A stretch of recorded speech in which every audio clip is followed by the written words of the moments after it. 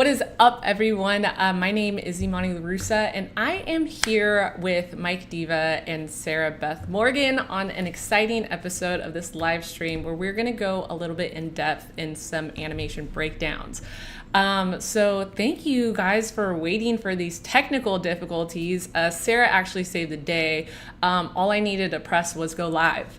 So there's that, but thank you so much for joining. I'm excited to hop into this. So we have some big announcements coming up. So we have, obviously this stream is going to be focused on meeting some amazing, talented people. Some of them are very close friends of mine, and I'm excited to show you their work. Some in-depth breakdowns on how they create some of their project files, and just all of that fun stuff, all while helping for a good cause. My nonprofit, Jumpstart Designers, where our main mission is to get computers and digital art programs to kids in underserved communities. So yes, this is going to be a reoccurring series, and we're going to try running into technical difficulties.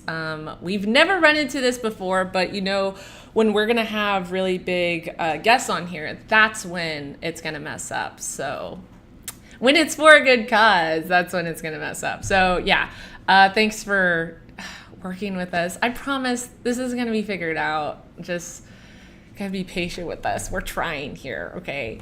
Okay, so a lot of you guys have been messaging beforehand of some cool prompts to give Sarah Beth. Sarah Beth Morgan is a phenomenal illustrator, like one of my favorites, and is just absolutely amazing. Let me just give you a little showdown of what she does. So she is a animation director and illustrator. She has directed phenomenal animations that are award-winning, mind you, award-winning. She has worked with some of the best animation studios and all that. She is now a new mother. So just put all of that together, plus a new mother. She's amazing. She's fantastic. And so we have her here today. And I just wanted to introduce. Thank you so much.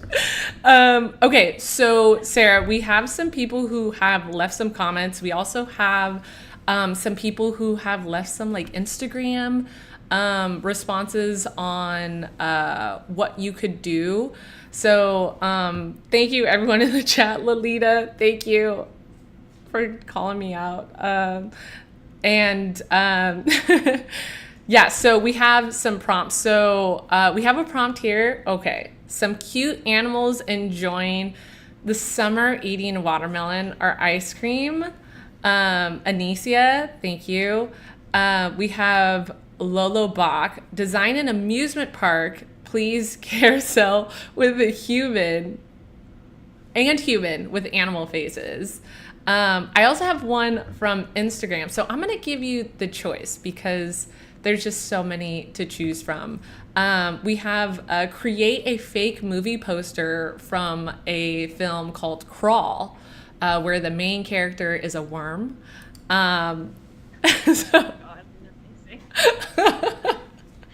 So you were more than welcome to choose any of them. Which one are you thinking? Which one are you more gravitated to? Honestly, this is so funny, but I like really feel like I want to draw a worm. Okay. Like that's awesome. I think it's gonna be like a silly like cartoon movie, but yes. I'm gonna just draw like maybe I'll combine worm and cute animal, like those ideas. Oh, because those are and fun. we also have a frog playing a trumpet. I don't know how you could throw that in there. Maybe it's too many items, but that is a suggestion as well. So lots of I'm gonna try. lots of cute animal stuff. Sarah does the cutest little like creations ever. So when I gave her the idea to be a part of the show, I was like, okay, so I'm gonna give you a prompt, and like for some reason, someone of her talent and stature was like, I'm so scared, like what am I gonna do? And I'm like, you're one of the most creative people that I know, so like I'm pretty positive that whatever you create is gonna be absolutely amazing. So Worm. Thank you. I was just like, I was telling Imani before that I'm just like nervous because I just had a baby. So I'm like out of practice and I was on maternity leave and stuff. So yeah. yeah, we'll see how it goes. Yeah. Don't judge me. Don't judge me. Yeah, no, me judge you. You should be judging me for all these technical difficulties that I had at the beginning of the show. That's what needs judging. No. So this should take. I actually did that on purpose. So I put all these technical difficulties in the front so that my guests feel like, oh my God, this is a low stakes situation. I can't nearly mess up as much as Imani did. So you're good. Well, to be fair, I wouldn't know how to run a YouTube live stream, so you could have surprised me because you said just press the go live button. Boy, Yeah. but it was like I've never done this before. So It worked out and it looks amazing. So Thanks. I'm excited to be here. Thank you for trying to hype me up. Yeah. So what is your first ideas with these? Are you going to just like create a rough sketch and then like work all in Photoshop or Illustrator? What's your process in that? Yeah. Should I like just get started while we're talking right now? So I have the okay. All right. Sorry, my chair is squeaky. So I am not all I could think of was like, the kids book with, I guess it's more like the Hungry Caterpillar, but I was like thinking of just kind of like an inchworm type vibe, Yes. And then you said frog with trumpet, and I don't know why, but I'm just like really into frogs lately. And I don't know if I'm gonna add the trumpet in, but there might be a frog in there. Yes. So yeah, I was thinking, I mostly just work in Photoshop, so I'll probably start with just like a rough sketch. And my rough sketches are like really rough. But I usually do like a composition sketch, and then kind of figure it out from there. I'll like move stuff around in the layers, and I try to keep everything kind of separate at the beginning. Okay. So that I can move stuff around. But So yeah, Mike we'll see. Diva, who is going to be on the show, he said a frog playing a trumpet. So a lot. Oh, okay. That's what's wanted in here. Do you use a Wacom tablet? Cool. Thanks.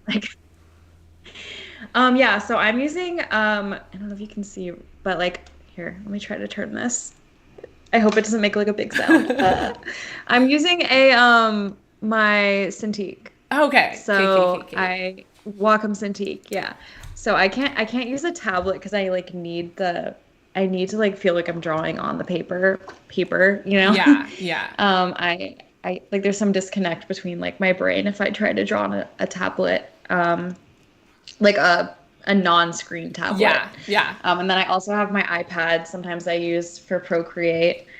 But yeah, I don't know if I'd be able to draw without a Cintiq. Like I try drawing on paper now, and I'm like trying to like, use my keyboard. So Yeah, no, I'm kind of the same way. Like I've been using the same Wacom tablet Cintiq pen since I started. When I first started in high school, I obviously didn't have that, but this one is so worn down, like the buttons are like falling off, but it just goes to show how durable this is. Because I use this over like pen and pencil pretty often, unless I'm just like writing ideas down. But yeah, when it comes to like drawing and doodling, I have such a deep appreciation for people who can just do that on paper and pen. Like it is insane. So yeah. So guys, I don't remember what a frog looks like. You this can is my use problem. references. This is my other screen. Frog. Oh my God. You're Okay. totally good. But yeah. I'm glad we're getting to if see where it anyone- starts, because I know that in the end it's gonna Yeah, be. I mean, already this is better than what I can do. So, yes. that's a lie. That's a You lie. should see my doodles. Oh, those are great frog references. Yeah, those Oh, are some cuties for sure. yeah, they're cute. I don't know.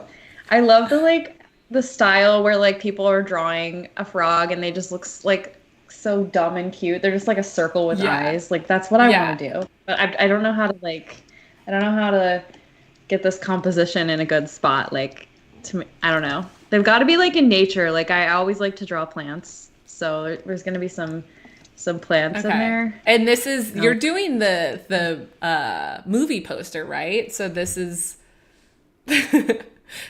this has to be I mean, epic. and it could be like it could be a romantic comedy. It could be an action film. It could be like Oh my gosh, romantic comedy between the frog and the worm. right. I don't know. Cross species love, you It was meant to know? be. We don't discriminate. This is great. Yeah. Uh, Okay. Well, I yeah, kind oh, of want to okay, let so you love. Oh, like start working on this and like not feel the pressure of me watching over your back. Um, I will peep in and like just give you some heads up on time and stuff. okay. But if you want to like every now and then when I check in, explain your process, who's the character, what type of love do they have, where did they meet? I want like a whole like background synopsis of like who these two little characters are. Yeah, no big deal. We're just gonna we're just gonna do a whole movie right Yeah, now. yeah. I Yeah, got yeah, this. I yeah, got yeah. this. No pressure, but like Martin Scorsese is No definitely pressure. watching. So like, you know, What's up, Martin? Yeah. take that for what it is. Okay, cool. Well, thank you. I'm excited. And I promise that I will have something more tangible the next time you check in. Yes. Okay. Okay. Well, while you're working on that, I just wanted to introduce our second guest into the show. So just and very inspiring just for anyone who doesn't know. So Mike Diva is just a renowned director, animator. He's given so many artists like myself inspiration, and he's worked with artists like Lil Nas X, Doja Cat, Lonely Island. He's worked on TV shows like I Think You Should Leave, which has become one of my favorite TV shows of all time. And he's the current director for the pre-taped shorts at SNL. He's iconic. You may also know him from Sexy Sax Man. That was his video on his channel. But yeah, hi Mike. How are you? Wow, what an introduction. That's so much hype. No pressure, but like you're amazing. Thank you. Thank you for having me. Yeah, of course. Thank you for taking the time to like be here and work with all of our technical difficulties. You are just an amazing person, and yeah, you're just so awesome. Um, Oh, thank so we have, I want to go through your project. So we've talked about to mine. Sorry. But like, talk about like who you've worked with because I've only named 3 of them. But like, I know that there's still so many. Like you and I have talked about this personally, but let everybody know this is the time to like hype yourself up and like we don't really get many times to do that, but Been out here, yeah. out here doing it. I'm really bad at talking about myself, if you haven't noticed. But yeah, I started working at SNL like about a year and a half, 2 years Yeah. ago. And so I just finished up my second season, and yeah, it's been a crazy experience. It definitely like working under that sort of pressure and time constraint has taught me a lot. It's really easy to become a perfectionist in this field and want everything to be perfect. But there's something about making something and 3.5 days that really like it lets you let go of that side of yourself, and it's kind of freeing in a way. Do you not get like, I know for me personally, like I get an insane amount of anxiety when it comes to like time crunches. Like I know I could show up, but like do you have like a regimen that you go through like after you've completed a monster of a project? I sleep a lot, and I recharge. Yeah. Like when I'm completed with the project, I eat good food. Yeah. And that's it. No, I really don't have like a regimen at all for anything. I'm pure chaos energy, and I think that's why SNL worked so well for my sensibilities, because it's just truly chaotic as hell. Okay. So you just thrive in that environment. Yeah. Oh my gosh. Yeah. That is like the top tier. I feel like what people want in like an animator is like that ability to just work hard and like on a very quick note. But you've mentioned before, we've talked about kind of the 2 out of the 3 things that you need for every project. Do you remember we were talking about that? I was like, we were having lunch, and yeah, you were like, unless you have this, this, and this. Can you go into that? Because I don't want to butcher it. For sure. I basically, there's when taking on a new project and a new, anything work-wise in the creative field, it's like a really good way to look at it and to assess whether this is the right thing for you to do. It's called the stool rule. Stool. I don't know why. But imagine like, hold on, excuse me. You're good. Imagine like 3 legs of a stool, okay? And this is how it was explained to me. Bless you. Jeez. Okay. It's all that cat hair that you're around the Garfield. Dude. 3 legs of a stool, and one is money, and the other one is fun, and the other one is clout. Money, fun, and clout. Clout can be like, whether it is something that will progress your career or not, something that you feel like will give you a leg up in the industry, blah, blah, blah. So the way that like I take on any job is that it has to have 2 of those legs to stand on. So it's got to have either money and fun, or fun and clout, or clout and money. And like, if it doesn't have 2 of those things, then you just don't do it. Gotcha. Yeah.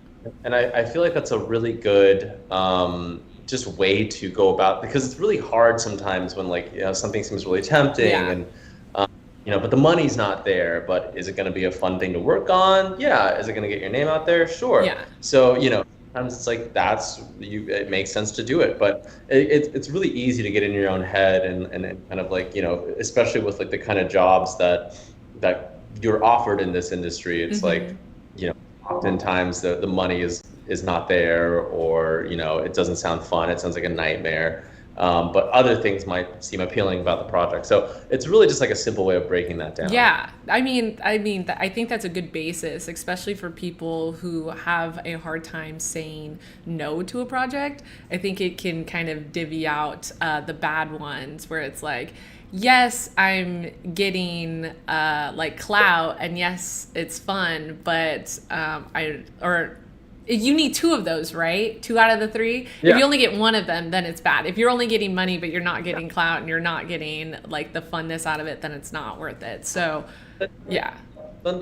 Yeah, and I think that, saying no and turning down projects is obviously like, it's an important part of being a creative, and it's something that we all have to kind of learn. Yeah. And, it's hard working job to job in this field, and feeling like, oh no, I can't turn this thing down because I don't know when the next thing's going to be. But, it's also important to take care of yourself, and, to think about your own mental health and well-being. And, 'cause sometimes that it's easy for that to go by the wayside, and for your, you know, creative pursuits to kind of take control, and then you realize, oh no, I haven't slept in like 2 weeks, and why did I do this? Yeah, for sure. Well, when you think about like the amount of projects that you take on and how many projects you get asked, like how often are you like no, I can't take this? Because I feel like for me, like I feel like there's a lot. When I first started, I was saying yes to every project, and then I realized that my happiness level was like really, really low. And so now I feel like I've gotten to a point where like I'm saying no to a lot more projects, and my happiness level is way bigger. And I think the side of it was that I thought that if I were to say no, that I would be like not as good off. But yeah, like in terms of like how many projects, like how many times has this come into play of you saying no? All the time. And it gets harder and harder, you know, and it never, it's like there's always multiple projects every year where it's difficult to say no, because this might be something that, you know, you wanted for a long time, but it just presented to you in a way that's like, oh no, this is actually gonna suck. You know, I got offered like a Nicki Minaj video, and I've always wanted to work with her, and it just like so many things about it were not right. You know, it like was shooting in 2 weeks, and there was like, you know, nothing was like together. It was all like a mess, and also she's mean, and so I whatever. No, yeah. Oh yeah, because she's definitely watching this stream, so.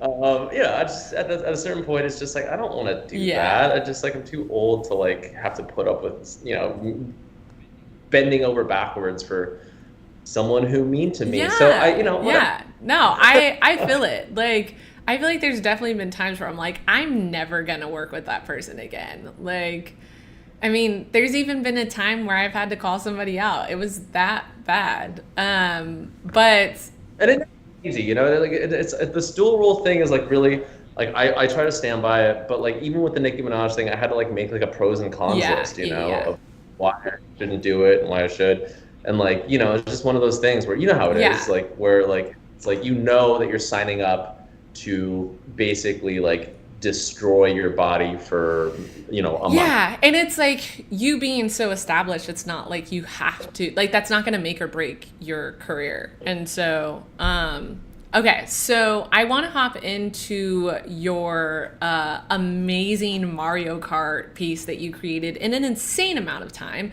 Was it 3.5 days that you made this?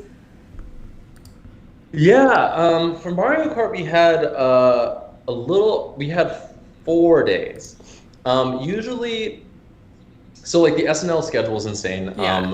So typically, I know what I'm doing Wednesday night.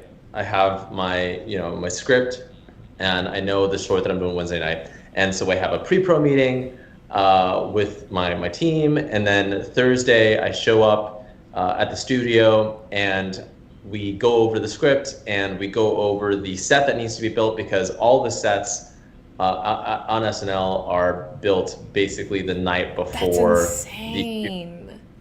There's no location shooting more because COVID basically made it like impossible to get the permits in.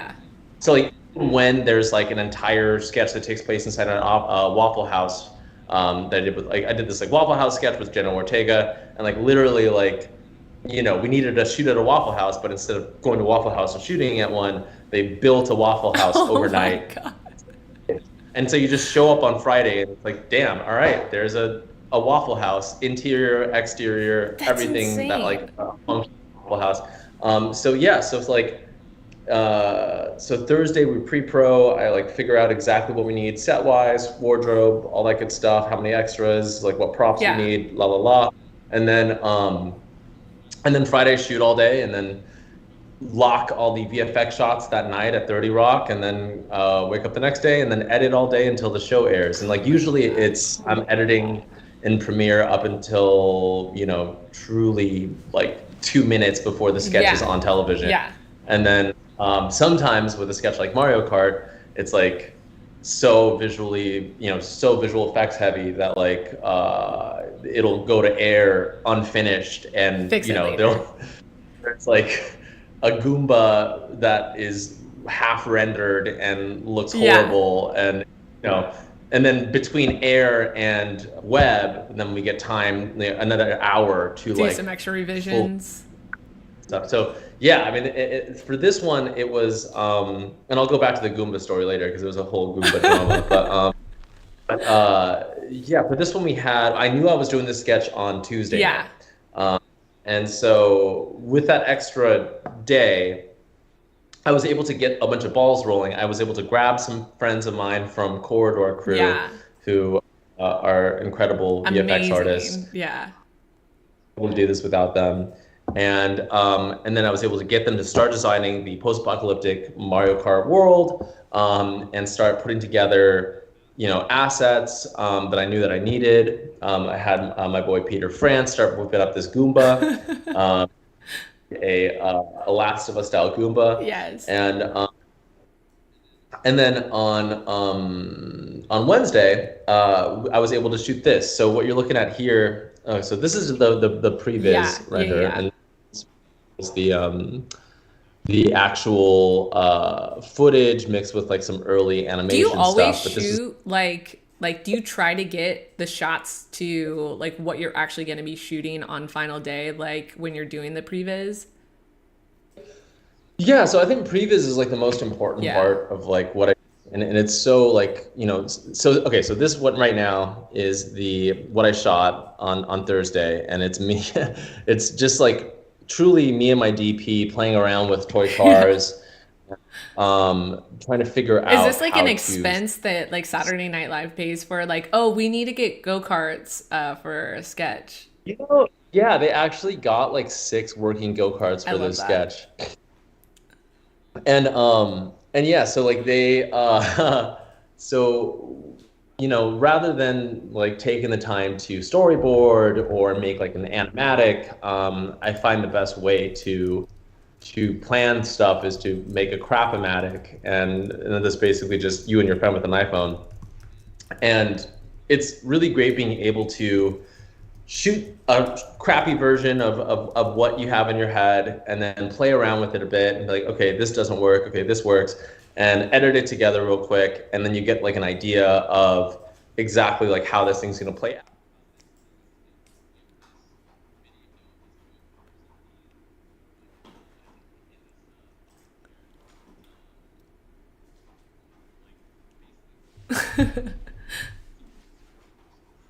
No, you're good.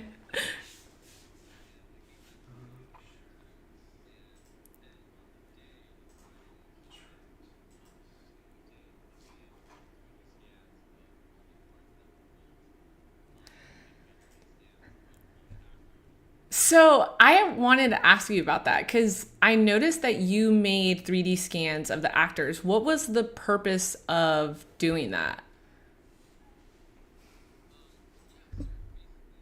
Oh, I think they said that we lost Mike's audio.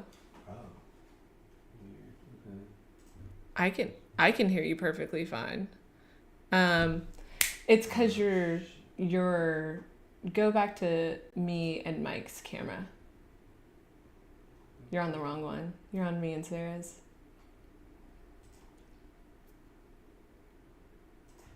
There it is. Okay. I think we should be good. Yeah. Sorry about that. So yeah, what was the purpose of making 3D models because why wouldn't you just use the video of the actors?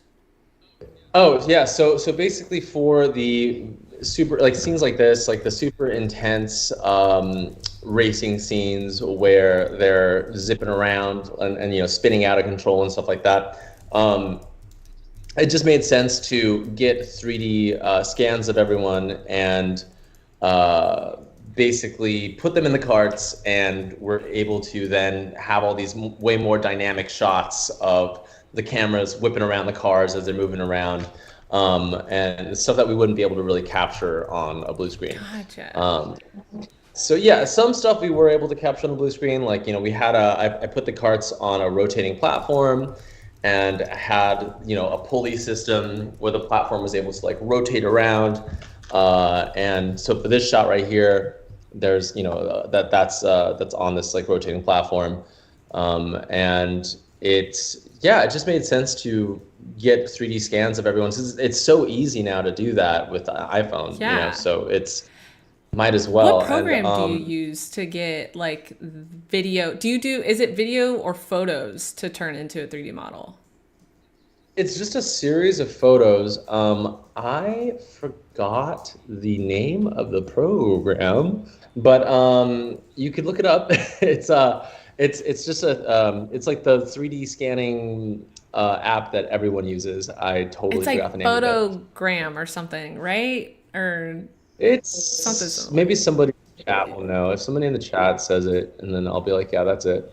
But yeah, I truly forgot the name of it, but it saved our lives. Like we would not have been able to do this without the photo scans. Oh yeah. It's like, the cars peeling out and stuff. But yeah, so like basically we shot this Friday as the Polygram. team was working. That's what it is. Polygram.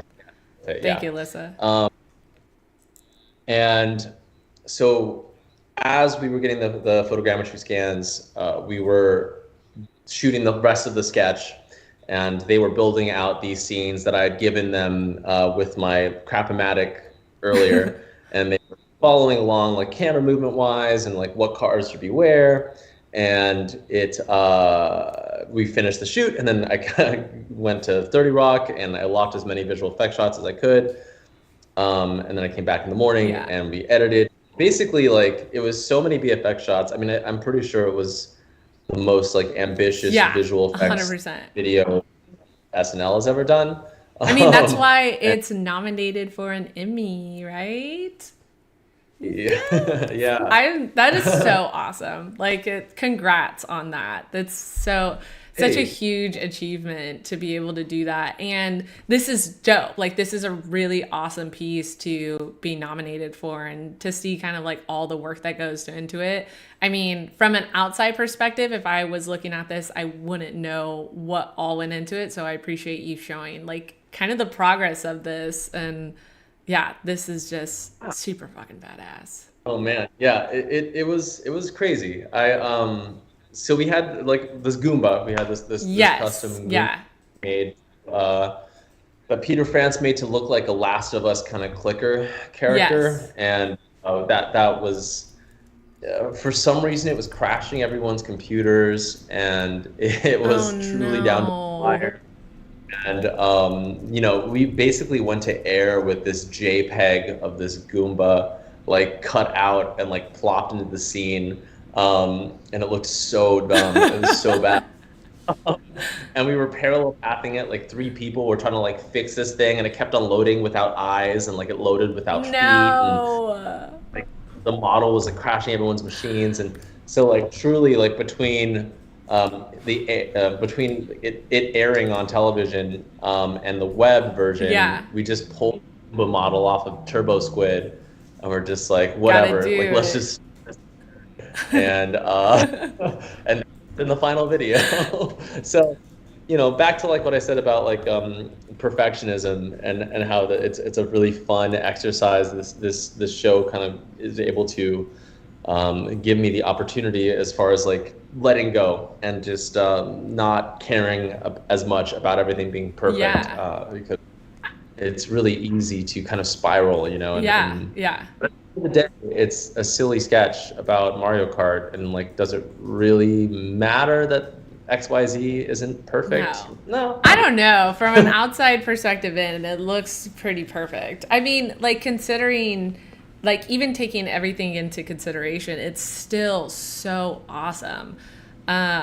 So Yeah, no, congrats on that. I think Sarah is currently drawing faces. Can we check in on how Sarah is doing? She said not to judge her, but I don't see how we would possibly be able to judge her because she's just amazing at what she does. Okay, let's see. Oh my God. What do you mean? Are you guys looking at it now? Yeah. So, this is amazing. This is phenomenal. This is so cute. Oh, thank you. Oh my God. They're carrying the worm. I know. Okay. So backstory, have you guys seen that TikTok where the little girl has like worms in her pocket? I get like mom TikTok because I like watch a bunch of like baby whatever. Oh my God. So there's this like TikTok where this girl's mom is like, she has the camera and she's like videoing her like toddler and she's like, what did you just put in your pocket? And she like pulls out this worm and she's like, it's a worm. And then her mom's like, we don't need to take that home. Let's throw it away. So she like throws it away. And then she's like, I know you have more in there. And she like pulls like 2 handfuls of worms out of her pockets. Oh my God. And it's just so cute. But I was like, what would happen to the worm? Like, what happened to that first worm that she just like threw on the ground? And he was rescued by this cowboy frog. Oh He's not playing a trumpet, but you know. I don't care. He's wearing a cowboy hat. Also, side note, Mike, I have a really good friend who works on SNL. I don't know What? if you would know them. Oh my God. Yeah, I don't know if you can like hear both of us at the same time, but she's a writer. Kira, do you know Kira? Kira Sullivan? Yeah, she was my boarding school roommate in high school, and yeah, I'm gonna go to her wedding this summer. It's so funny.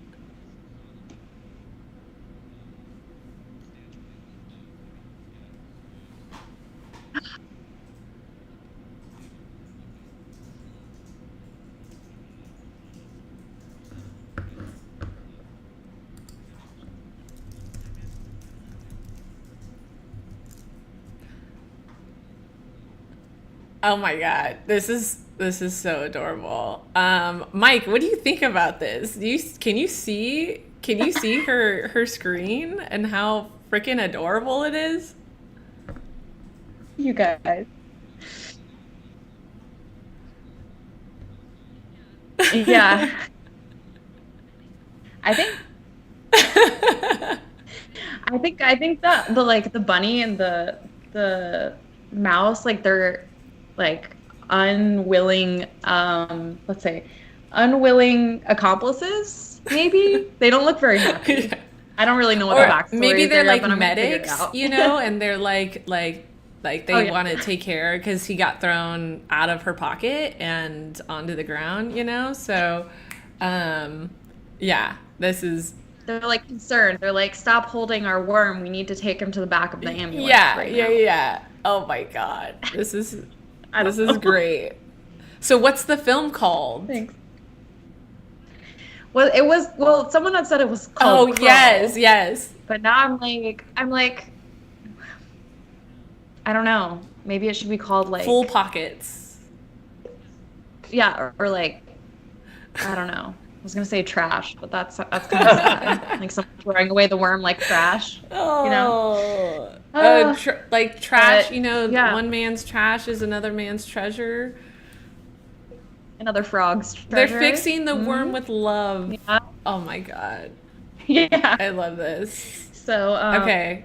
I'm not gonna put type in it. I would probably put type in it if it was a movie poster for reals, but I'm just gonna pretend that it's there. So- Yeah. Okay. Well, I will let you get back to it. This is looking amazing.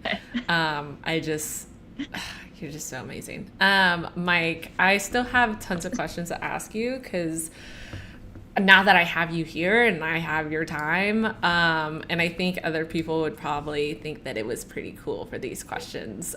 So I noticed that on one of your posts, actually, that the official Nutter Butter account commented on it. How do you feel about that? Feel starstruck, you know. I think that the Nutter Butter account is truly like one of maybe my favorite brands accounts, in a sense that it's just absolute chaos. And I don't understand how the CEO of Nutter Butter is like, yeah, sure, go nuts. Just like, preach to the kids. They'll like it. But that's amazing. It's a lot of like just the most obscure, abstract content that you can possibly imagine for a snack food brand. And I'm a big fan. They sent me some Nutter Butter drip too. They got. They sent me some like Nutter Butter fit. I'm pretty stoked on that. I mean, you've made it. I mean, do you even have to like continue? I have arrived. Yeah. No. Yeah. I'm actually gonna pack my stuff up, go home. Yeah. This is what it's been all aiming for. So I got Nutter Butter's approval. That's amazing. I got that drip. I'm proud of you. Who needs an Emmy when you have Nutter Butter's approval? I know. Right? Yep. Where's your Emmy at? Oh, I have 2 of them. But oh my God. they're in my living room. They're like, actually, do you want to know a deep dark secret about one of them? Yeah. So I had it on my desk and I heard my dog, R.I.P. Roscoe, in the kitchen. And this was before he had passed. I wasn't hearing him after. I just wanted to make that note. But I heard him in the kitchen and I got up and my pants hooked on to the Emmy and it broke. And so my Emmy is held together. One of my Emmys is held together with super glue. Boy, I want to. Is it like janky and obvious, or should I get it? Should I get it? Yeah. Okay. Yeah, okay. All right. Yeah. We'll entertain the audience real quick, and I'll be right back. Oh man, I love the idea of a broken Emmy. I feel like when I get an Emmy, like if I ever get an Emmy, I think that I'm gonna have to break it just out of solidarity. Anyways, so what's up, chat? I don't know really what to. I'm not the most entertaining person. I'm just gonna. Oh yeah, here we go. Okay. Here they are. Let's see.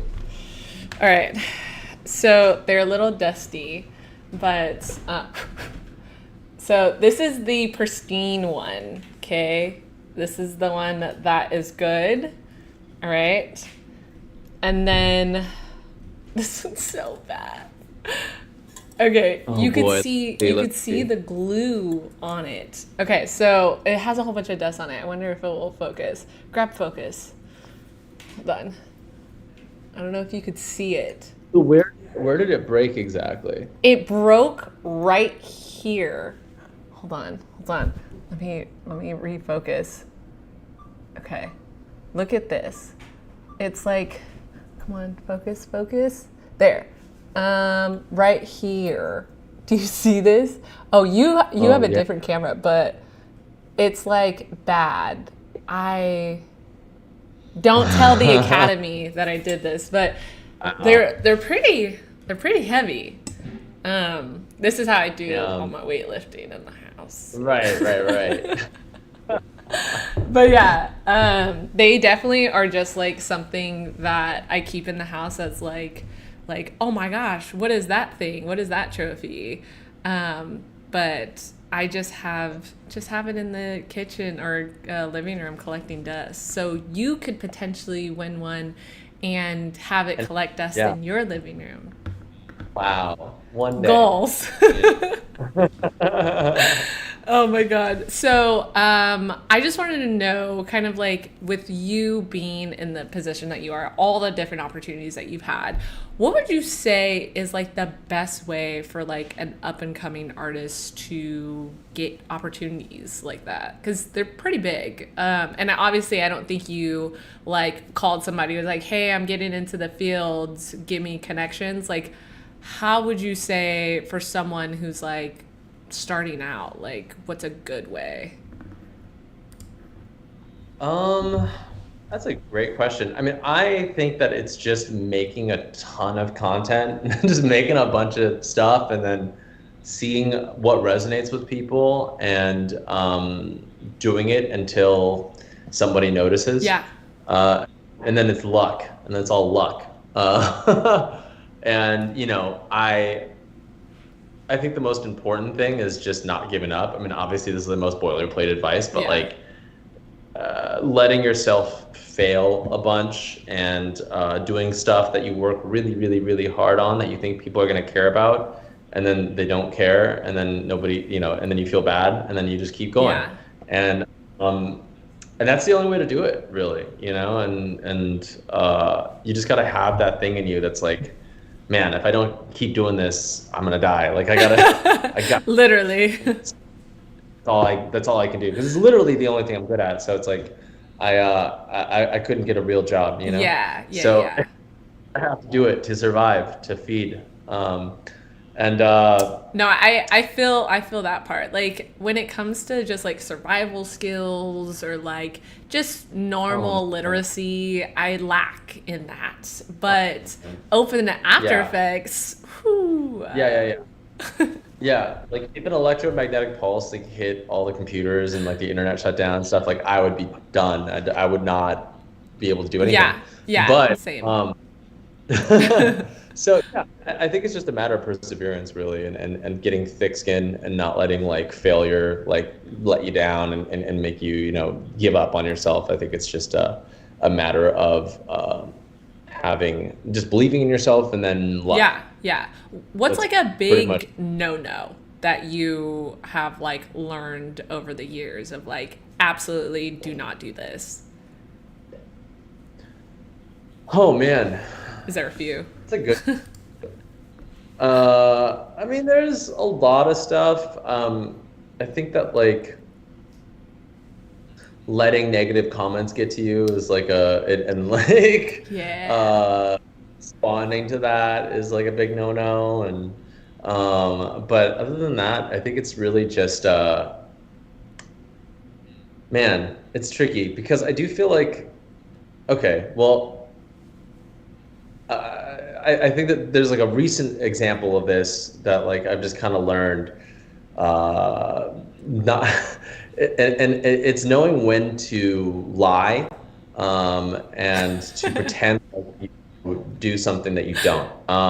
And so a great example is I was up for this League of Legends commercial campaign with Lil Nas X, and I pretty much had it because I'd worked with Lil Nas and they all liked my work, and with the SNL background and stuff like that, it was just like it was a no-brainer. And on one of the calls, I was like, so like I don't really play League of Legends. I just I would like to have somebody that is aware of the world building and aware of like all the intricacies of the characters and the weapons and da-da-da. Much like I've never worked in a McDonald's, but I could direct a McDonald's commercial if you showed me, the ins and outs of what you guys do, right? And because I said I didn't play League of Legends, it like freaked him out, and I lost the job like immediately. And it was like a big job. So I think it's like knowing when to shut the F up and lie. I think is a good skill, but don't push it too far. But I just like little white lies, like I love League of Legends. I'm number one in it. That's not the way to do it. That's too much more. But I think that it's important to kind of like sometimes hold those cards to your chest, because I can be too honest sometimes, and it hurt me. Yeah. It lost. Wow, So that's some great I think advice. sometimes it's got to fake it till you make it. I think fake it till you make it's a really great advice. I think that we're all, to some extent doing that here and Yeah. there. And, we all have a little bit of imposter syndrome, and, it's Yeah, fine. no, I totally agree. I think that there's been a lot of opportunities that I've had like in person, like with meeting people, and like they recommended me for a job, and so I had started to realize that like my way of communicating to people was like super important and could lead to like opportunities. And so, I mean, there's been times where like I've seen someone who like totally is in a position of power and I'm like, I love your sweater. And like, it's just so amazing. And like, even though like it's not necessarily something I would wear, but like maybe they'll remember me because I complimented their sweater. Maybe they'll remember me for like certain things where it's like, I've played League of Legends before. Like I've played that game, but like I used to play like back in the day. So like if you asked me now, I probably wouldn't be able to tell you all the new intricacies of it. But yeah, I'm definitely a fan. Probably have said, yeah. Yeah, yeah. I definitely should have said that. But, Live and I you think it's just learn. like you live and you Yeah. learn. I think sometimes you got to massage the truth. That's what it is. Massage it. And who doesn't like massages, Everyone likes a good Hey, massage. that's what I'm saying. That's really the message here. Yes. Okay, so I think we could check back in on Sarah, see how she's doing, because I know she's probably just dying to show us what she's been creating so far. I need to know all the tools that she has. Okay, Sarah, Hi. this is what I imagined. I haven't gotten very far because I was choosing colors, No. but usually once I get to the stage, it'll happen pretty fast, and I can usually talk while I'm doing it. So how do you here, pick how do you pick your color palette? Um, this time I kind of just went to the hue satch adjustment, or like I just color picked randomly. But I think for me, it's like having a nice balance of contrast, warms, and cools, and then like making sure you have like a really dark color and a light color. Like one thing I've taught in my classes is like having a neutral light, neutral dark, a warm color, a cool color, and a pop of color.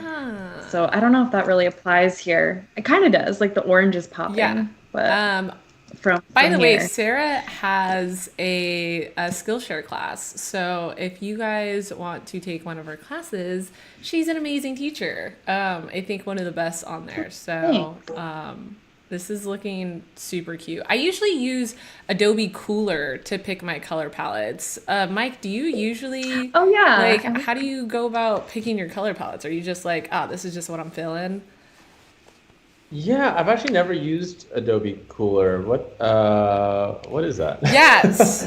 It's like you can throw in an image. Go ahead, Sarah. You can explain it. It's Oh no, I was just gonna say I'm pretty sure they changed it to Adobe Color. Or well, yeah, Adobe bought it. It was like color.adobe.com now, but like there's all these like palettes you can choose from. Oh, right. Yeah. But if you type in cooler, like ruler but with a K, it will still show up. So I think they like bought the domain for that still. But yeah, it's basically you could import an image and it will extract the color palette, and then you can save that color palette to your library and it'll automatically show up in like your Adobe Illustrator, Adobe After Effects, Photoshop in your libraries. So it's pretty useful because instead of like just eyeballing the color, you can get the actual color in there. Yeah. Nice. Yeah, it's pretty badass. I mean, I'm a big fan of like trying to get the color palette in pre-production as soon as I can. But I don't know if that's just me.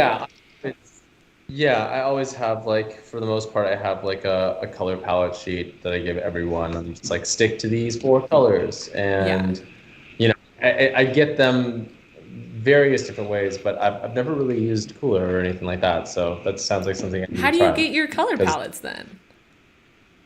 man, just randomly, I like Google different things and like look up like I know that I want it to be like purple and red, and and then I Google like a purple and red color palette that like has those as its primary colors. Yeah.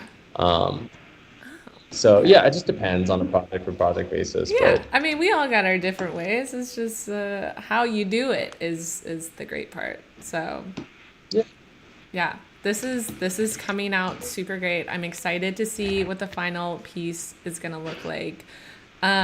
So Mike, I think Thanks. Am I behind on time? no, you're totally Like, good. let me know how I'm You're doing. totally good. Yeah, Okay. you could color that.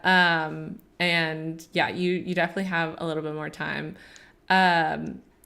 So, Mike, I wanted to ask, so it doesn't have to be art related, but what is a thing that is underrated that you wish more people knew about?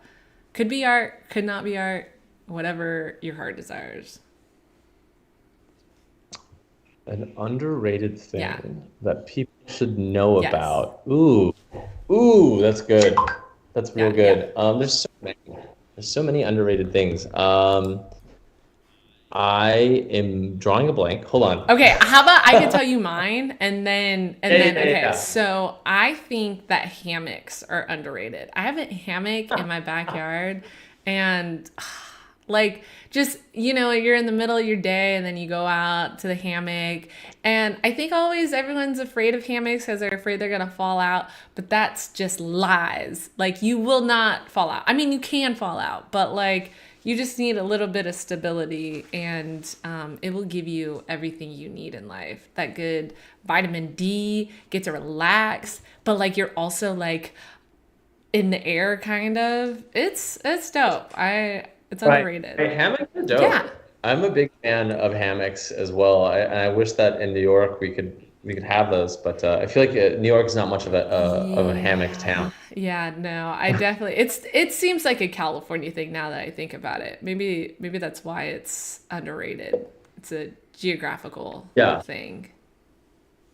Yeah, for me, I think we mentioned this earlier, which is funny. But massages, I feel like I really am bad at meditating and like getting my head clear. Like really easy to just overthink everything and just like get bombarded by emails and stuff. And so like when I go and it's so lame, I get like I get like an hour massage. It gives me an excuse to like not touch my phone and to really just like fully not think about Yes. anything. And the other thing that's kind of been helping me a lot lately that is underrated is this. I have a phone lock, like Like a physical? it's it's like a box that you put your phone in and you lock it away, Okay. and there's a timer on it, and you literally it's an hour. Like you can set it for as long as you want, and Oh my I'll set it for like gosh. an hour. And because like most of us, my brain is broken and I'm addicted to just scrolling on Yeah, phone yeah. and get that dopamine rush. Yeah. And so like, I'll pick up my phone and go on Instagram or Twitter and just like waste so much time without even thinking about it. And so I have to physically keep my phone away from me. Yeah. And you can get them on Amazon. It's been really helpful. Oh my gosh. I haven't thought about doing that because I just haven't gone there, but I'm really, now that you say it, I think it's time because they have made, I love TikTok, but they have made it to where I have like a dependency on it. Like I knew I had an issue when I was going into the refrigerator and I was getting water, and I put my phone on the refrigerator and was sliding while I was getting a cup of water. And I was like, I could just put my phone down, but You mustn't. yeah, I think I have a problem with that. So that's a. Go on Amazon, get a phone lock. It is game changing. Is there like an emergency and- passcode though that like if you No, no? No, if you need your phone, you just smash it. Okay. But And have you done but no, that? there's like a little hole in it where you like if you have to get a call, you can answer a call. Okay.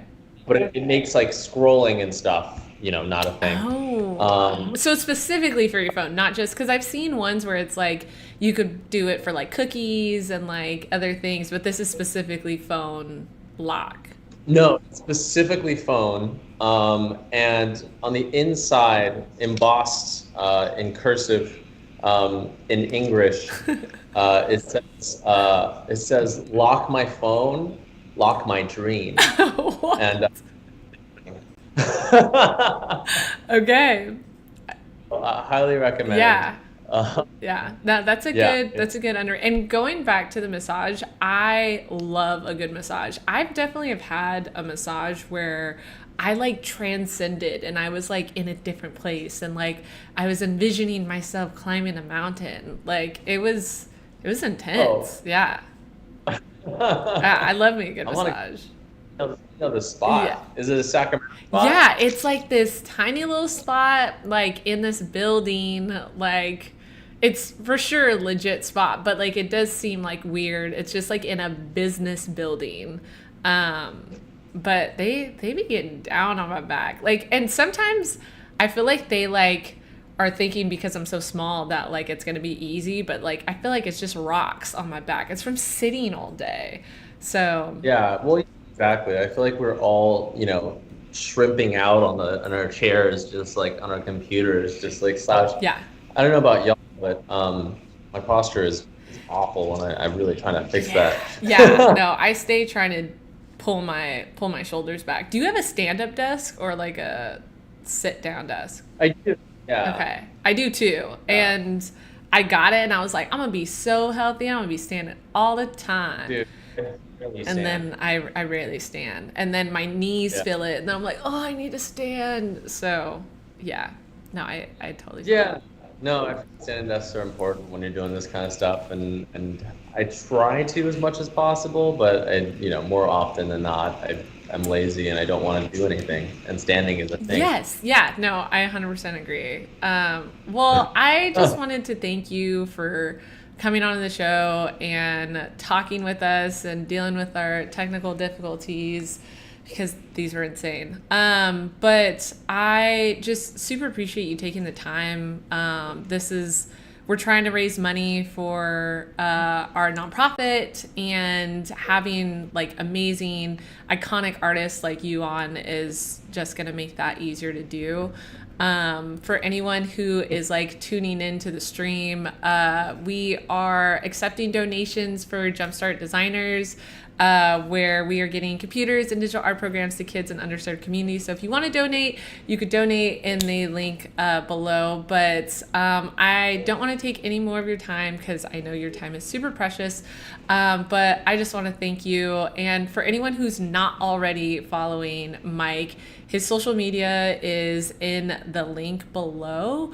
And he's also nominated for an Emmy. So if anyone has any connection to those Emmy people, you can put in a good word for him. Well, thank you so much for having me. It was super Yeah, fun. of course. I'll talk about massages all day. Yeah. And next time you're in Sacramento, you can come visit Yes. your girl. You gotta kick it. Yeah. And anytime I'm Oh, in yeah. New York, I'll let you know. Yes. Come through. Yeah. But thank you so much. Let's check out Sarah's progress right now. Thanks, Mike. You're the best. Okay, Sarah, how are you doing? I'm doing great. I was relating to so much of what you guys were saying, by the way. I just got a massage like a couple days ago because I got like the worst stiff neck of my Oh, life. yeah. And I was like, I mean, the lady didn't say anything, but I was like hoping she would, like sometimes it's kind of like a badge of honor when they're like, wow, your back is really messed up. Yeah, it's like, ooh, I work You're like, hard. oh, thank you. Yeah. No, But she No, didn't. I so know. We'll I get the same way. Like, I swear, like, there's something going on with my back, but I know it's just because I have terrible posture. Like, I know it's on me. It is self-inflicted pain for sure. Same. Because I also have a standing desk, and here I am right now sitting down. So this is the struggle for me. So explain to us your progress and how that is going. What's going on? Yeah. So let's see. I ended up not really. I don't know. I would probably so like what I would normally do would be like I would play around with colors for ages. Yes. But I feel like I don't know if I'm gonna have the time. But this is like my first instinct would be to make these two characters the brown color. But but yeah, in terms of the story, I mean, I kind of like I think we figured that out. So I don't know. It's going well. It's actually really. I'm having a lot of fun, so I appreciate you bringing me on for this. I love it. Oh my God. Okay, Freddie in the chat said that he uses a posture corrector while he works. So maybe that's something that we need to get. How does that work? Yeah, I don't know. There was one time I broke my collarbone and I had to wear like a back brace, and it like pulled my shoulders back, and I felt like my back felt a little better after that. So maybe I need to go into my memory box and find my own back brace. Oh my gosh, that sounds crazy. Yeah, no, it was. Are you okay? Like, are you okay? Yeah, no, it was like a long time ago. It was like when I was in high school. So I didn't recently do it. I was skateboarding and I accidentally fell skateboarding, and so I was grounded, and so my parents thought that I was being like dramatic, like, oh, here she goes claiming her collarbone is broken, and then it turns out it actually was, and they were like, oh no. You're like, sorry. Yeah, exactly. So while you're still designing, do you think you could answer some questions? Oh yeah, I feel like this is like when I first started, I was like, oh gosh, I don't know what I'm doing, but now I know, I just have to fill this out. Okay. So I'm good. Perfect. Go. Okay. Yeah. So question 1, what is the capital of Utah? No, I'm kidding. Don't ask me that. I'm an artist, okay? No, when it comes to like geographical like trivia, couldn't help you. But if it was like Adventure Time trivia, like you want me on your team. Right. Yeah. Yeah. So very specialized. Yeah. Specialized to what I know specifically. So where do you find to be like the most opportunities? Like where are you finding opportunities in like your field, like with being a animated or animation director and illustrator? Like, do people, like when you first started, was it that you were like kind of cold calling people, or like how did that like come about? Yeah, I mean, that's a great question. I feel like I always have like kind of a terrible answer for it for anyone who's like trying to actually break into the industry, because I went to college for like motion design. So I feel like having the connections of like people like would come to the school and do like career interviews and stuff like that. I feel like that set me up really well for getting into the industry. Which is like such a privileged thing to be able to say. But I think in general, I also didn't really have social media back then. Like I feel so old, but no, we had Instagram, but it wasn't like you were making your money off of the internet at that point. Yeah, for sure. But yeah, I think like just have like connecting with people online would probably be like where I get a lot of my work. Like if someone who hasn't seen my work before sees my Instagram, like they might reach out and stuff like that. In terms of like animation stuff, I think the industry is a lot smaller than you think, right? So for sure. I feel like there's opportunities that happen from like friends of friends a lot. Yeah. So I don't know if that's helpful at all. No, it definitely is. I think it's just interesting to hear how people like started. Like I started a completely different way because I was going towards like the music industry. So like approaching that was like so much more different than the traditional like standard way. And so I've always wondered how like others do it. So it's just cool to hear your side of it. That's cool. I didn't know that. Yeah. That you started. Yeah. I was making like That's awesome. fan art and stuff. Like I was actually working at like CBS News, and I had Whoa. and it was like right out of college, and while I was working there 40 hours a week, I was working an additional like 20 hours trying to like Oh my freelance. gosh. Yeah, it was insane. Just trying to put in the time for that was just wild. And so, yeah, I've now gotten to a place where I only work 40 hours a week, which is yay. It's not. Yay! Congratulations. Thank you. It's a milestone for sure. Yeah, because working that, it's just not sustainable. So, yeah, just insane. So in terms of like your favorite style, what are you into right now? Because I know there's always new trending like things going on, and do you have like a particular thing that you're like, oh my God, this is great?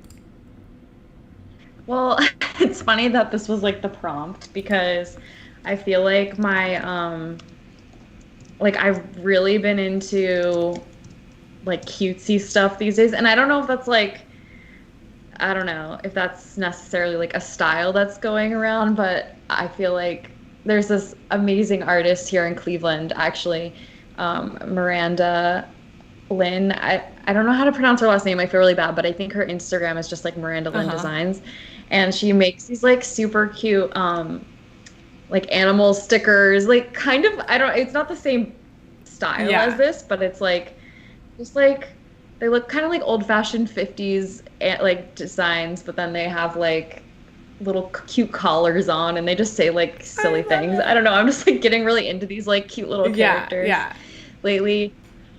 And then I don't know if it's because I have like a child now and I'm looking at more of this kind of stuff, but like I'm like really like I'm wanting to like do stuff like this. Oh, like, yeah. Design like a cool like game character or something. Oh my gosh, yes. Like of course it's a frog. Yeah. I know. Or like this is cute. Yes. Like I have on my Pinterest. Oh my gosh. I just have like my character sheet, and I'm just like, oh, this would like how cute is that? Oh my gosh. Like, oh, a frog. Another again. frog. Like, and you could say that the like, other character totally has frog eyes. Book. Oh, that is the type of stuff where I'm like, your amount of creativity is just like out of this world. Because I feel like it's one thing to just create like a character or like an animal, but like to have like all that gear attached to it, I feel like you're building the story behind that.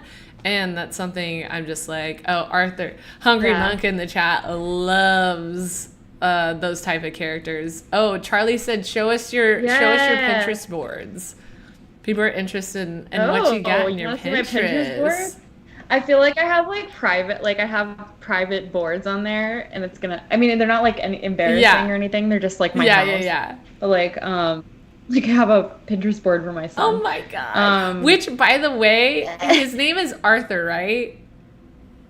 Yeah, which is your partner's name, right? We were just talking about how we never run into people named Arthur. And then I'm like, well, my friend just named her baby Arthur, so, Yes, we call him Arthur. Oh my God. Which, like, he's so cute. I love that. My husband's taking care of him right now. But, so cute. I think the ones I use the most will probably be my character board. Yes. My illustration board, and my environment board. We love an inspired artist. It gives us hope. So you've got like all these cute little guys lately. You can tell like my evolution, right? Cute animals. And then there's like things that feel more like my film that I did recently. Oh, yeah, I'm getting more into like that's so cool. Like I want to like, I don't know. It's not my style at all, but I want to explore like with environments and more like thought out landscapes. I feel like it makes lighting sense for stuff. you to like do that, being that you're a director. So you are a big part of like the storytelling. So being able to build that out, it just, oh, and I've been seeing you've been doing sculpting lately, which has been adorable. Yeah. I'm like, what do you not do? Like, Stop. it's crazy.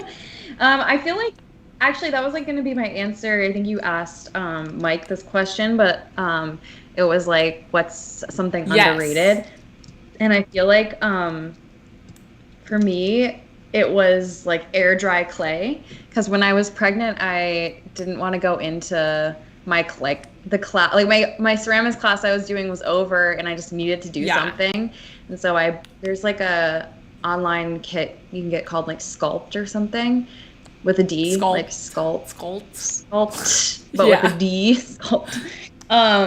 And they send you like air dry clay and like paint and like a glaze. You can just like do it at home.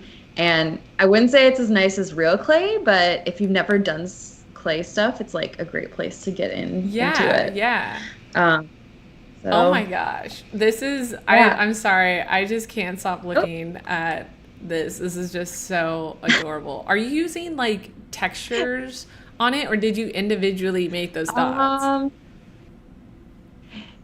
So this was a texture. This one, yeah. No, so this is a brush, actually. Wow. This is my scatter dot brush. I think, yeah, you can go real crazy with it. Where do you get your brushes? I think, so actually most of them are from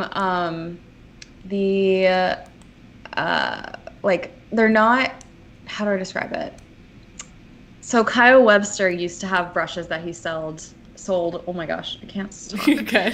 He sold online, and then but then he got like acquired by Adobe, I think. So you can like get his brushes.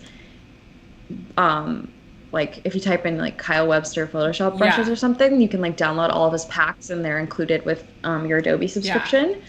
So I get a lot of them from there, but then I like really like organizing them. So, and I rename them. So I don't know where half of them are from, but I've got my sketch lines, my texture, my sprays, my rough textures, my markers, stuff like that. And then usually what I do is I go through each pack and I like choose my favorites. So I'll like take like an hour or something and go through them. You just got to do the front end work so like, that it saves you in the end. Yeah.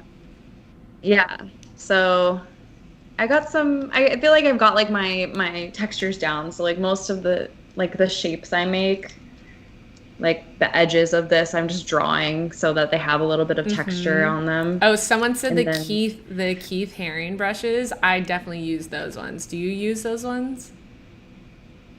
Which ones are they? Haring brushes. It was like Photoshop. I haven't used those. So Photoshop gave out like free.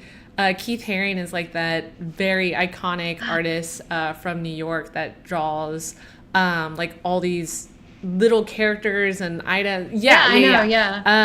And so they made like brushes from like his work and stuff. So I didn't know that. That's Someone awesome. also said Pinterest is such an amazing tool, but I think it can kind of trap you in looking and choosing certain types of designs. Yes and no. Like, I feel like I have gone down rabbit holes because it will give similar art in the sense of like composition and coloring sometimes. So instead of like a specific style, it'll give you something that is like related with the color palette.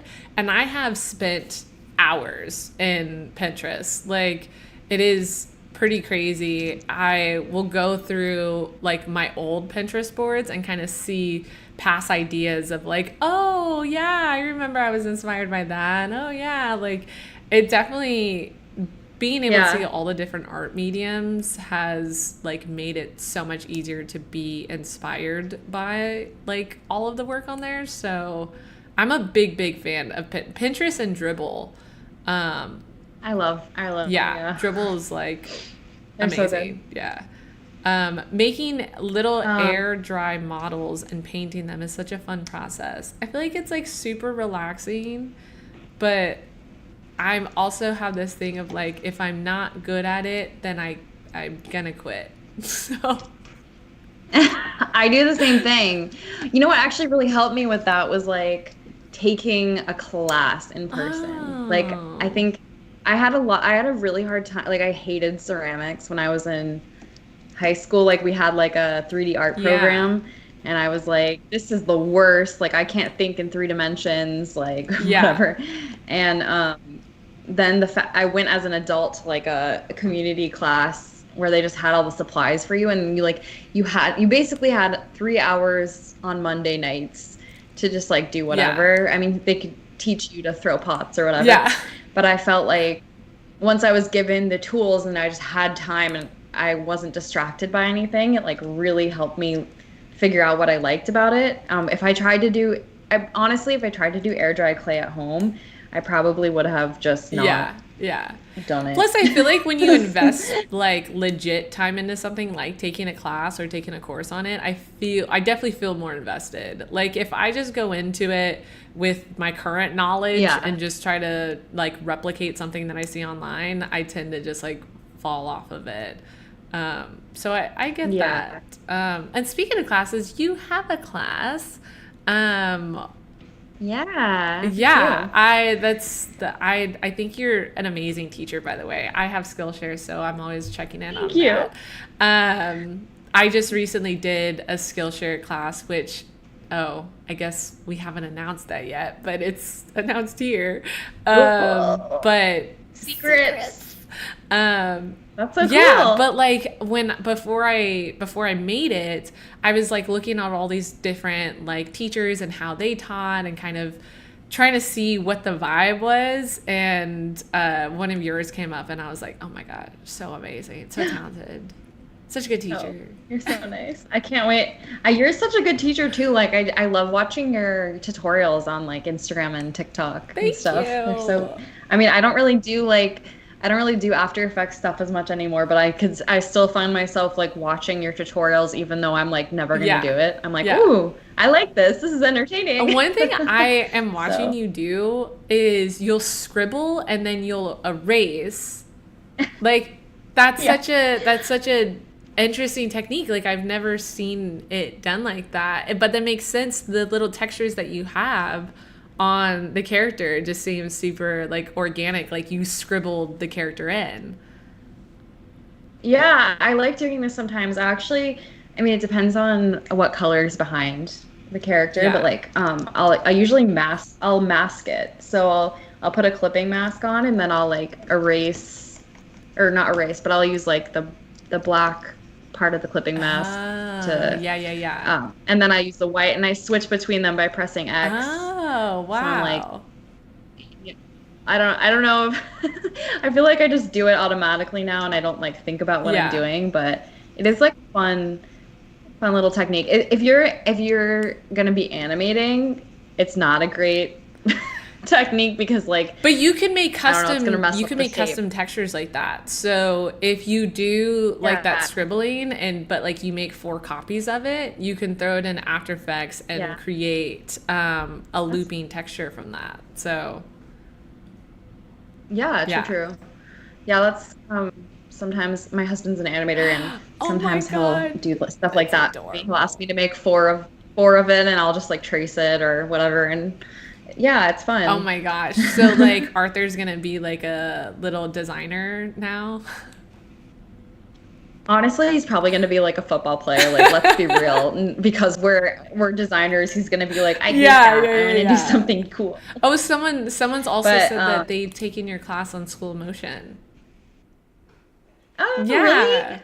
Thanks for doing it, You know what's guys. funny? I That's didn't so nice. even I worked with your work before I knew who you were. Because of School of Motion. Hey. You created the illustration with the spider, right? And it's like the plant. Um. Oh yeah, yeah, Yeah. yeah. For Saunders Yes, class, yes. right? And I Yeah, animated that yeah. and I was like, "Oh my God, I love this work." And but I didn't know it was you, so now I know. Yay! Yeah, that was a fun one. He was like, because I usually draw stuff with like more texture, but he wanted something that was more Flat. like Yeah, yeah, yeah, Bezier-ish. yeah. I am just adding. I'm pretty much done. I could probably like iterate Okay. forever, but like I feel like the only thing that felt like it was missing was adding some like blue everywhere else because it kind of isn't really balanced. It's like the blue on the Yeah. bird, and I'm like, I need to add a little bit somewhere else. If you So had more I don't know. time, There's where a do you think you would crown. add the blue? I don't know. Like when I was doing the sketch, I was thinking maybe I should oh, that's my mom. Decline. Okay. Sorry. Sorry, mom. I'll call her back. But the I was thinking about adding like plants. Oh, Like I was like yeah. maybe I'll add like a silhouette back here of like some plants and like a tree or Yeah, something. But yeah. like I tried doing it and I was like, I can't figure it out fast enough, so I'm just gonna So do you this. But completed I this, guess just so everyone knows, she completed this in an hour and a half. We gave her the prompt at the start of the show. Well, you guys gave her the prompt. And this is what she was able to create. Honestly, I feel like you can throw this on, oh my God, the shoes, the little boots. I like that he's wearing shoes and he's not wearing clothes. Yeah. It's just a little Yeah, risque. I Okay, go heard ahead. something that Sorry. said like you don't feel naked until you're naked with shoes on. Then you feel like super naked. Oh, So true. I love that. But yeah, Yeah. Sarah's made this with her own creative mind in an hour and a half because she's just amazing. So awesome. Oh, thanks. Thanks for bringing me on. Yeah. I feel like this has renewed my confidence in illustration. Yes, everyone in the chat is excited for you. Everyone here. Oh, Yeah, thanks. seriously. I need to go. I'm not looking at any of it, so I need to go back and like look at what everyone's saying. But No, thank you I guys. know.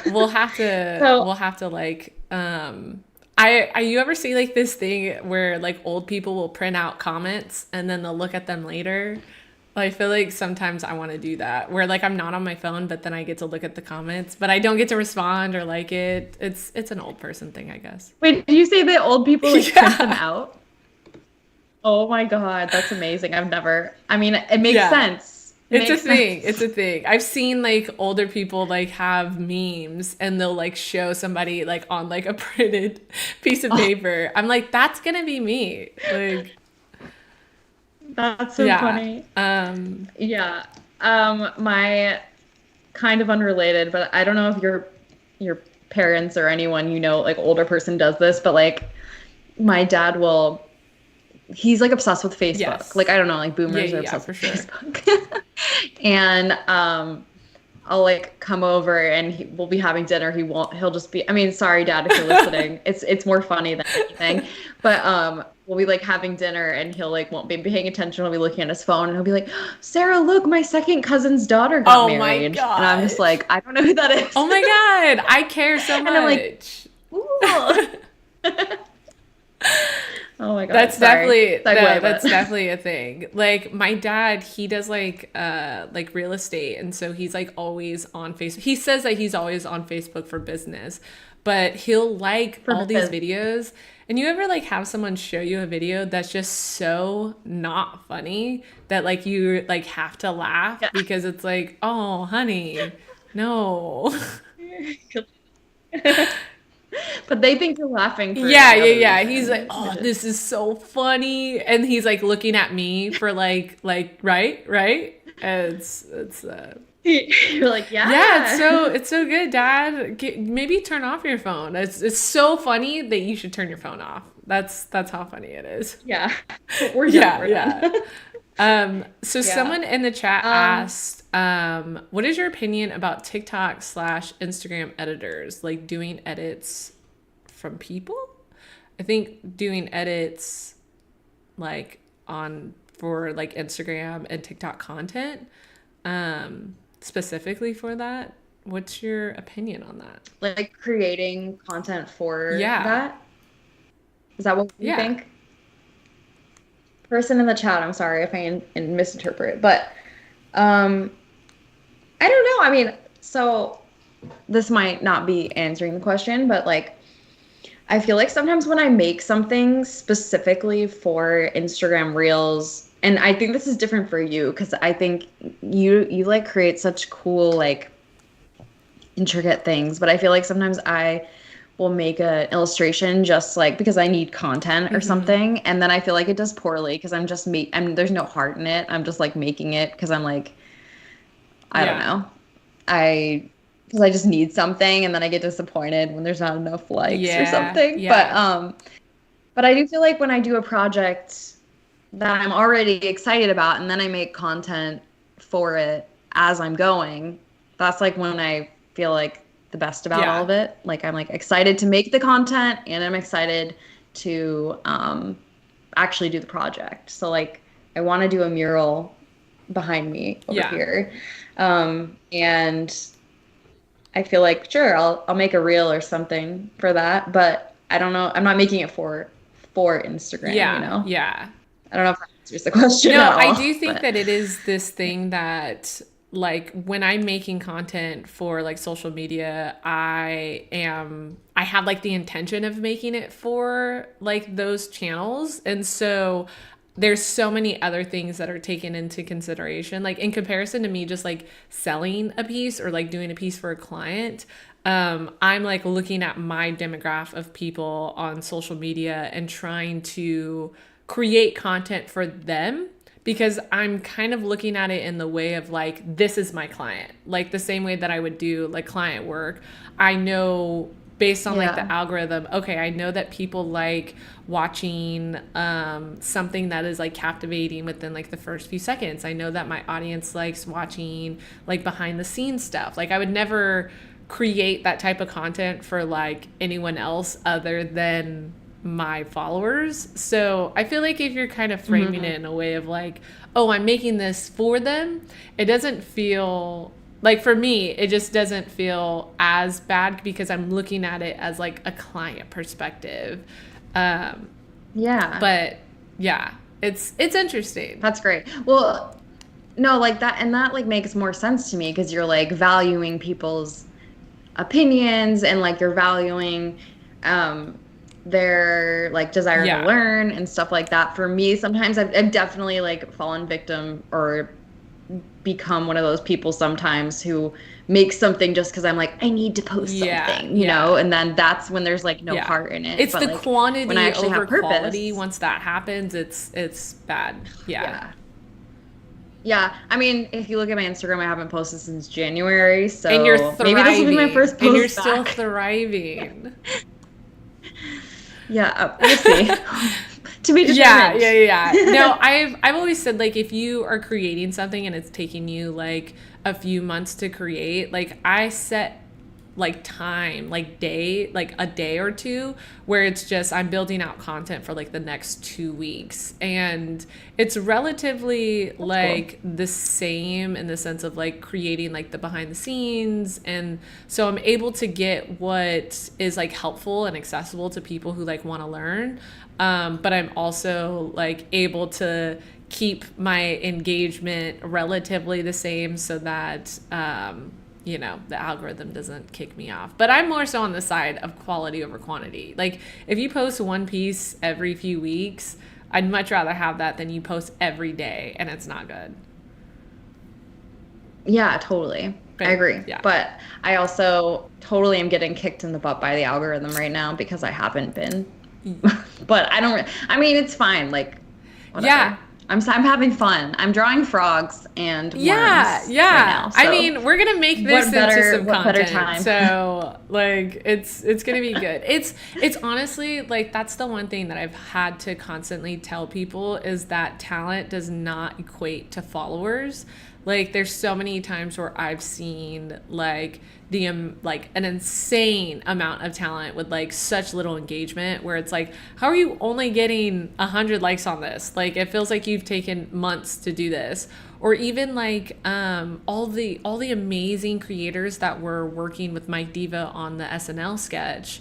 it was like there were so many of them that had just like a few hundred followers, and it's like they're creating really amazing stuff. It's just they're not like working with the algorithm is the only way to like get that engagement. And so once you play that game, it's like, okay, it's really not on you and your talent. It's totally on the fact that, do you want to play a game, you know? Yeah, so true. It was always fun. Like, I feel like this only happened to me when I was working in person places, but I was like working in LA in person before I went freelance. And I remember like meeting people like on the job who had like no social media, and they were like the most talented people. Like I was like, can I save some of your work as JPEGs on my hard drive? Because like I want to remember this, but I can't find it online anywhere, you know? Yeah. So there's this amazing illustrator, Paul Kim. I don't think he's online, but he worked at Gentleman Scholar with me, and I have like a folder on my hard drive called Paul Kim. I love that. And sometimes I look at it and I'm just like, wow, that's really good. Yeah. Oh my God. Like even I'm like 7 years down the line from that, and I'm still like amazed by it. Yeah. So that's awesome. It's so true. Okay. So I want to be conscious of your time. Thank you so much. There's so many people that are leaving comments here. Let's see. We'll go through like 2 of them, and then we will let you go, and you'll be free and with baby. I'm gonna go to ceramics class after this. Yay! So I love that. Okay, definitely post a picture after of what you made. Okay, so someone said, if you specialize on something, you will always make it better. Like, people can feel the quality when they look at your work. Someone also said, but as an artist, I feel like we need to explore a lot of different stuff to keep the creative juice flowing now. But then I don't have the time to prepare the right stuff to post. I feel like if you're in the mindset of like creating something to post, just making time in like when you're in post-production of like what type of content that you're gonna make, that what always helps me is that I will look at other content that I want to make. So like if I see a post from like an animator or a designer, and I'm like, the way that they structured this content is beautiful, and so I will just try to go into how I'm going to structure my next content kind of like that. And so it kind of helps you like be able to prepare to make content, and make sure that you're like still, you know, focusing on your art. What do you think? Like, do you have like a structure of how you create content? Yeah, I mean, it's so interesting because like it used to be like all about the grid and like your square or whatever, and it's definitely more about reels now and like TikTok and stuff. So I feel like for me, like I want to make sure, like if I want to post something that I did spend a lot of time on and I do want it to get a lot of attention, like my Bath and Body Works piece I did, which with was Hornet. beautiful. Like, I usually thank you. I usually will try to look at like what songs are trending, and I will like structure my post off of the beat of that song. In After Effects or something. Like I tried using the phone editor for one. I was like, why am I doing this? I know how to use After Effects. So I was like trying to like line the music up properly, and I was like, why? Like I just use the timeline in After Effects so much easier. But yeah, I think I just try to like, you know, like you said, first couple seconds get people's attention, and then just using something like that's familiar to people to pull them in. And then I don't know, I mean, it doesn't always work. Like I'm not like, my TikTok isn't like blowing up or anything, but sometimes it'll hit the mark on the algorithm, and it'll be like, ooh, okay, yeah. So no, that's great. I think one thing is like on TikTok, it's so unpredictable. I've had a post of like my dog go viral, and then I'll spend weeks on an art piece, and it's like, what? Like, so yeah, I know. no, it is unpredictable. Or you can like post the same thing like 2 weeks later, and it's gonna get a totally different Yes. audience. Yeah. Yeah. And then you get like the same post has like 1 million views, and then it has like 300 views. Like it's so weird. No. Yeah. Well, let's look at your final piece. What do you have to say for yourself? I know I haven't been drawing on it. No, it's done. Don't add anything more to it. It looks amazing. What do we have here? Explain to us. Okay, so the initial prompt was about a movie poster for was the worm part of the movie poster thing? But it was called Crawl. And then there were some other prompts like cute animals, and a frog with a trumpet. I didn't really go with the trumpet, but we have a cowboy hat instead. So yeah, I guess this is a poster celebrating the hero frog's great task of saving this worm from the street, being tossed aside from this little girl's pocket. Yeah, so it's so beautiful. I don't know. This is what happened. Yeah. Well, thank you so much. Someone said don't forget to save it. Thank you for taking the time to create and show some behind the scenes of your work. This is like all going towards a good cause. All the donations that are made during this stream go straight to helping kids get computers and digital art programs. So we want to continue having this stream, and I just appreciate an artist like you to be able to come on and help with this. So thank you so much for your time. Do you have any last words you want to say to everyone? No, I mean, I guess just like depending on if you're in this hemisphere, enjoy your summer, because it's only here for a little bit while it lasts. And I know it's hard. You want to make content, you want to make stuff inside, but like go outside and breathe some fresh air. Some hot air. It's always worth it. But fresh.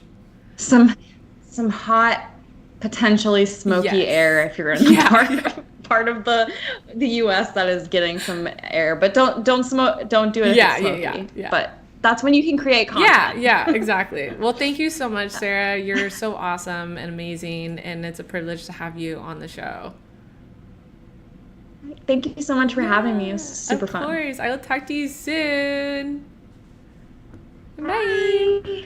Okay, guys, I am so excited that we were able to have these guests on to the show, because it's just been, we're learning during this whole process, and I just appreciate you guys kind of like sticking it out with us, because there was so many technical issues in this first run, and so we want to get that like figured out for future guests, because we want to have some really huge guests for our future streams.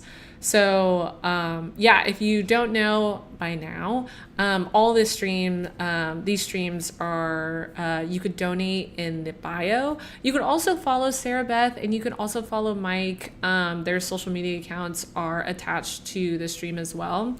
But like moving forward to like the next stream, so we're gonna have, thank you, Freddie, I appreciate it. For the next streams, we're gonna have some really big artists. So who do you guys think that we should have on like the next like show? And I'm saying think big. Like I want to like have like some big people. I want to try to use every single like potential plug or opportunity that I have to be able to pull out some big artists for this. So if you guys have any suggestions, I was thinking, actually, let me go down my list of people that I think would be cool, because there's a few of them that I'm like, imagine if we can get them. So we have, okay, I don't know if you guys know, but there is these two like directors, creators called Brother, and they've like directed like Travis Scott and like music videos, Caliucci's, and they're just so amazing. They're so iconic. So I was thinking them, Ben Marriott. We all love Ben Marriott. I feel like if we're all here, we all love Ben Marriott. But there's a few different artists that I know personally that I think would be cool. Cash Bunny, she's been doing her stream and she does like visual effects stuff. So I think it'd be cool to have her on here too. But yeah, let me know what you guys want to, Freddie says yes. Let me know what you guys want to see. Like we want to do future, design battles. So I've talked with Motion by Nick, who he is an amazing YouTuber. I follow him on Instagram and Twitter. But wouldn't it be cool if we had like two designers kind of compete against each other in like a showdown? I think that would be super sick. And plus we want to have people from Web3 as well. Just bring all the digital artists together. And if you guys even want to look into some of my own project files, like I have tons of things that I haven't talked about, like on Instagram and stuff, so we can go through that as well. But yeah, thank you so much, guys, for sticking around and dealing with us through all these technical difficulties. I promise you that by next time, there will not be as much. But you guys should feel good knowing that you guys were here on the first stream, because you guys would be like, oh yeah, I was with them when they were having all those technical difficulties, and now they just have like a super smooth stream. So you can now say that. You can now have that award. So thank you so much, guys, for watching, and stay cool and stay super awesome. Talk to you soon. Bye, guys. Oh, Sarah Beth, what? She just... Did you just... Sarah, no. Did she just donate? I can't believe that. Oh my God, Sarah, you're such a sweetheart. Okay, that was... I just saw that. Thank you, Sarah. I'm fucking... Okay.